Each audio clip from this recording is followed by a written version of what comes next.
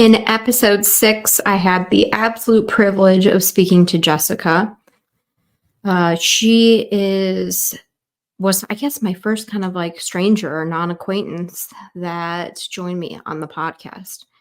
And her phrase for grief, or 3 words, were grief is not linear. 4. That's all right. Um, so Jessica's story was one of those ones, they all stay with me, but hers was just so, I guess, aligned with my story. And we had so much in common. We were the same age. We both lost our moms to COVID, a lot of the same philosophies, just everything was like super similar. It was wild. And so this was an episode. Jessica was working at a nursing home, and her mother was the activities director there, and her grandmother was a resident.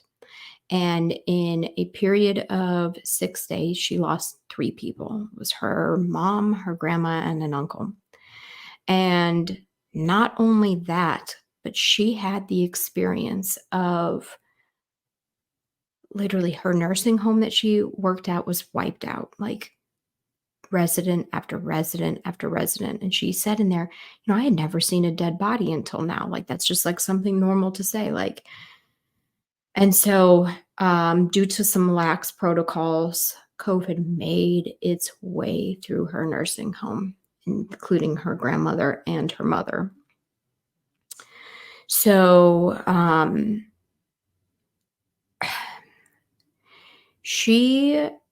there were so many like parallels, like medical decisions by the phone, amount of time, oxygen dropping to like 40. There was just all of these like reflective moments where I'm like, oh my God, yes, me too. Yes, me too. Yes, me too.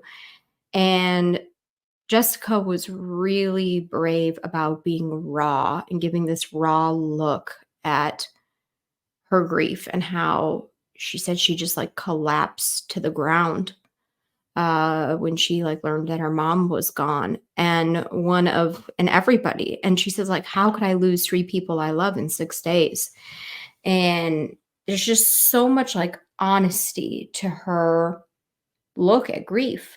And so, I'm sitting through this whole episode and I was like, good God, like, if I just had to deal with my mom, what if it was like my mom, my grandma or grandpa, or an uncle or an aunt or a cousin?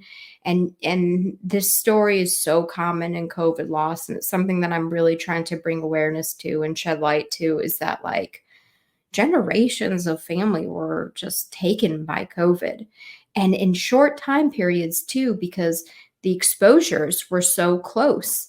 And it is just wild to think of. And Jessica's story really recounts that lack of closure. So if any of you identify with that, this would definitely be an episode worth listening to. She didn't get to have a funeral.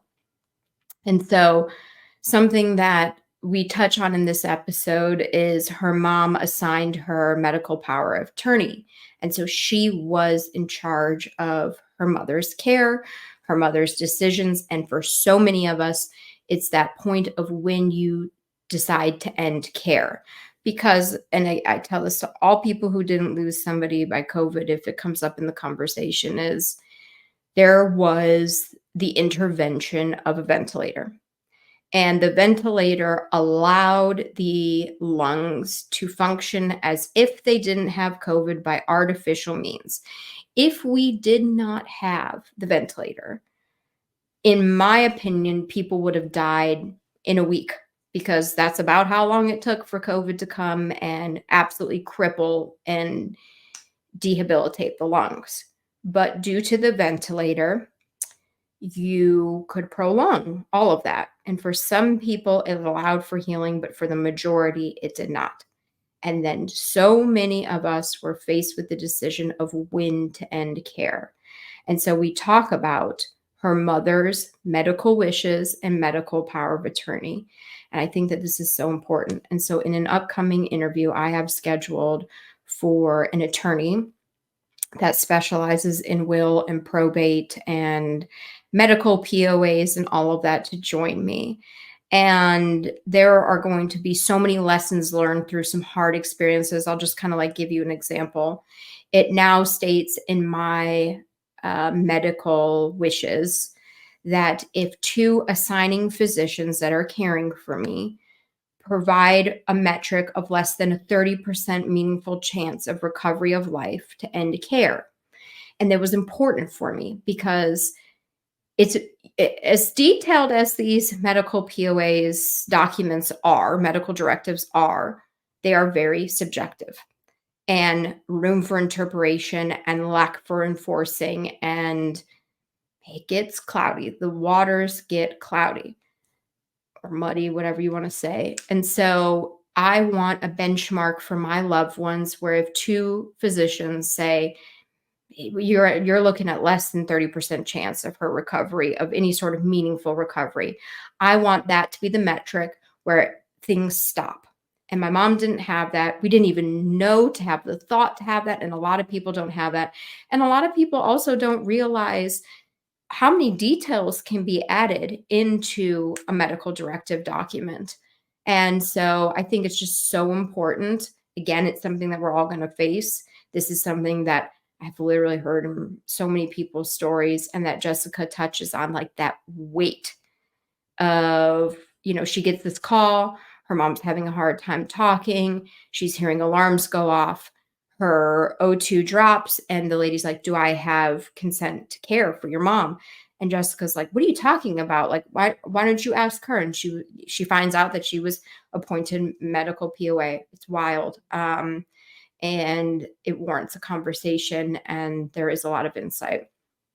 Something else that I want to touch on for Jessica's interview is how open she was to mental struggles. And this was something that was eye-opening for me, and then that was reflected in the next episode that I conducted, and that I think it would be very interesting to take a look at people's journeys.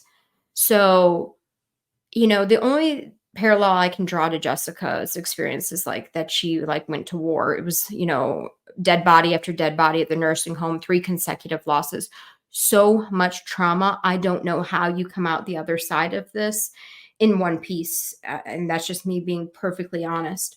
And so, she had seen body bag after body bag, and she was struggling with this. And she's so brave about how she was struggling.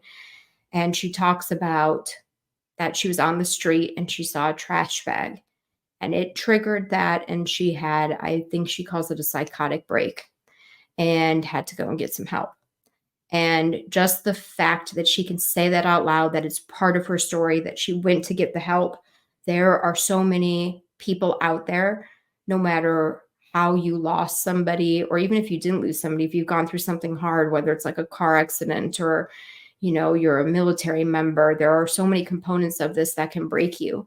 And she gives a really honest and raw look, and it kind of opened my eyes to like the collateral damage that this pandemic has done to people.